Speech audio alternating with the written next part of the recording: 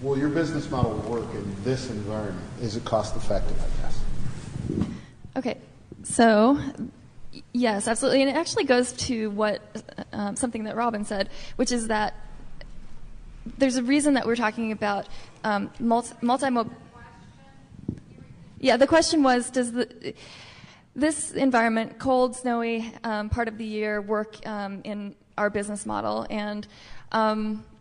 And I would say that the answer goes back to something that Robin said, which is that we're talking about multi-mobility here. We're talking about redundant systems for a reason, because you have something that works for people in whatever way they want to use it, when they want to use it. And so, maybe it's cold or snowy one day and somebody doesn't want to ride their bike, then they ride the bus, then they ride the train, then they hop in a car for a car share.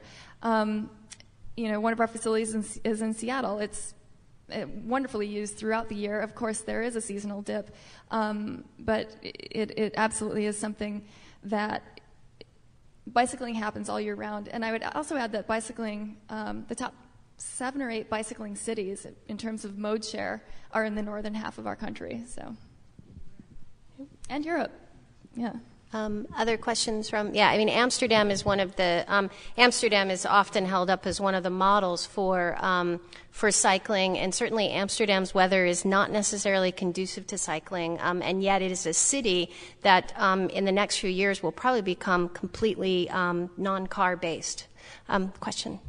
Yes, also for Andrea, I was wondering, all I saw were adult bikes. Are you going to have kids' bikes or bikes for families of 4s? Are you going to have bikes with baskets so people can transport their goods?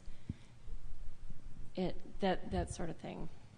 Our model isn't a bike share model, so all those bikes that you saw in any of the photos are people's own bikes, although we do have rentals and some small bike sharing systems. So, no, this is based on people's own bikes. We have a really immense underutilized transportation resource in this country, and it is all of those millions and millions and millions of bikes sitting in people's own garages. And so, in terms of the hierarchy, I would say that it's important to accommodate people's own piece of transportation that they already own, and it's also in terms of system costs, much more efficient because people take far better care of their own bike than they do of somebody else's.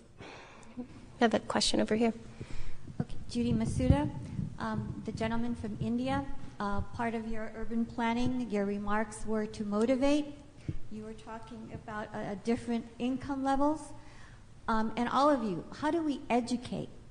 We're talking about communication. We have children that I think that we need to start with. We're talking to adults. We're talking about people who are already using transportation, whose mindset is already the vehicle. I think that we need to think more about education, elementary schools, school children, bringing them up with the idea. Can you talk a little bit about that, please? Robin, do you want to? And then Amit. A couple of weeks ago, and for a crazy reason, I did a video Skype phone call with a troop of 5th graders who were doing a transportation project. And I teed them up the week before. They met weekly. And the week before, my questions to them were, how do you get to school? Do you like going to school that way? And why is that the way you do it?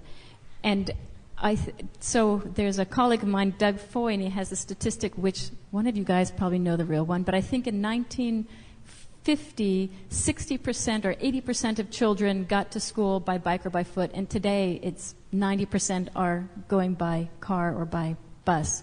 And we've just completely transformed the environment, so it's scary to get to school by yourself, by bike. So how do we make the next generation? Getting themselves to school and then to their friends' houses. Like, they are totally dependent, and you know that they would like not to be dependent. How much nicer to go by yourself. So I feel like that's just one small way. I'm sorry, but I had a second question I forgot that. How do we talk to parents? How do we get parents to influence the children? How do we get those commuters that are taking their children, especially during peak hours, to their basketball, soccer ball, music? A lot of that transportation congestion in the city of Pasadena includes.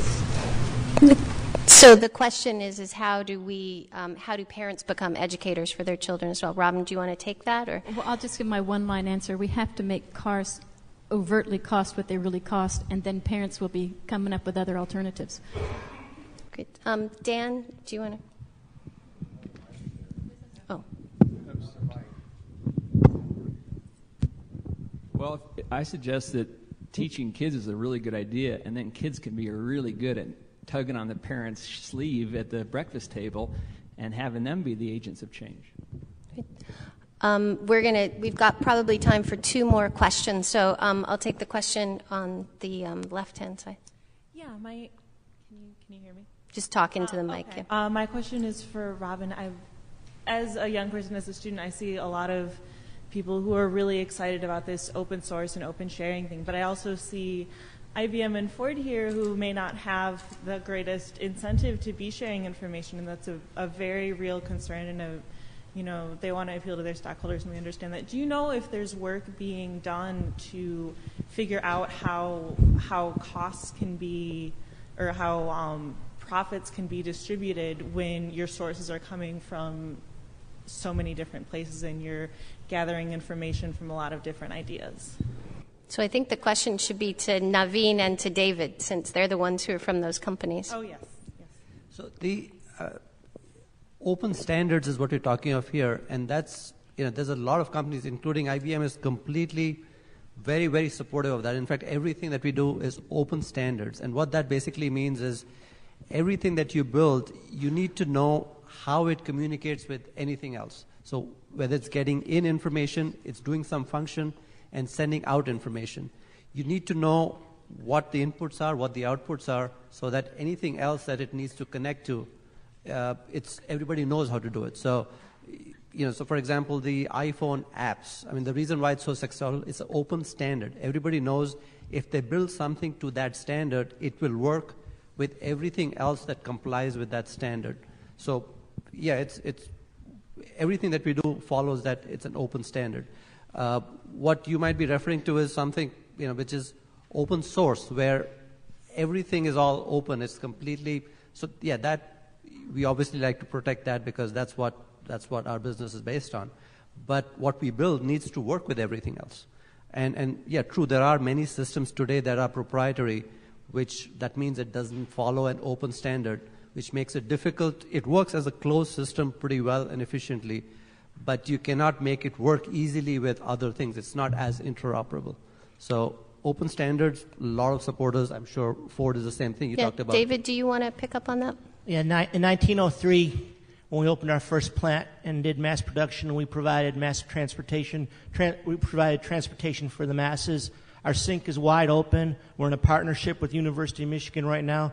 Why a student wants to put an app in that says I can order my McDonald's from the road and just pick it up without stopping at the pickup station and pay through the sink, that's okay. I know it's not really sustainable to eat all that McDonald's, but So in 1903 we democratized transportation. Now we want to democratize open source. So come into our sink. So we'll take all of the questions of the people who are standing. So we'll go to you, and then you'll be the last question. So I have a follow-up question to I think what this lady raised before. The gentleman on the end raised the issue about kids at the breakfast table as being a way. Well, we all know how advertisements affect kids, and it seems to me that we have 3 issues here. One is generational. I think there's definitely a generational shift in terms of how people view this. Aspiration. Historically, the car has been an aspirational type of issue, particularly in the United States, and the way it's advertised and promoted to people has a lot to do with how people react to these things, and also demographic.